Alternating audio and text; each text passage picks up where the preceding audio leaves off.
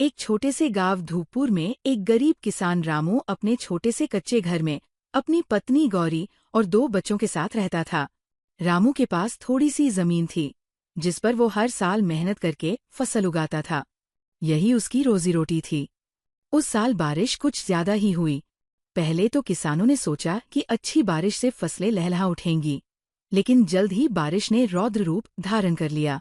दिन रात पानी बरसता रहा, नदियां उफान पर आ गई और देखते बाढ़ ने पूरे गांव को घेर लिया।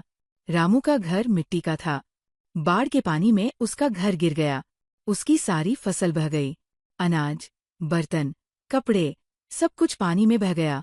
बच्चे डर के मारे कांप रहे थे और गौरी की आंखों से आंसू थमने का नाम नहीं ले रहे थे। रामू मजबूर था, पर उसने हिम्मत नहीं हारी। पास के एक स्कूल को राहत शिविर बनाया गया था। रामू अपने परिवार को लेकर वहां पहुंचा। कई दिन तक उन्होंने वहीं पर सूखा खाना खाया, गीले कपड़ों में रातें बिताईं। लेकिन रामू हर सुबह उठकर दूसरों की मदद करता। कभी किसी को खाना बांटता, तो कभी बच्चों को हौसला देता। एक दिन राहत शिविर में एक एनजीओ के सदस्य आए। उन्होंने देखा कि रामू खुद मुश्किल में होते हुए भी दूसरों की मदद कर रहा है। उन्होंने रामू की कहानी सुनी और उसकी ईमानदारी और मेहनत से प्रभावित होकर उसे एक नई झोपड़ी बनाने में मदद की और साथ में कुछ पैसे भी दिए। रामू ने दोबारा अपने खेत को तैयार किया। इस बार ज्यादा मेहनत की।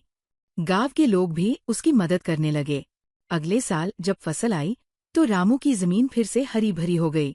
उसके चेहरे पर मुस्कान लौट आई। सीख: बाढ़ जैसे संकट गरीबों पर सबसे अधिक असर डालते हैं, लेकिन हिम्मत, मेहनत और दूसरों की मदद से हर मुश्किल को पार किया जा सकता है।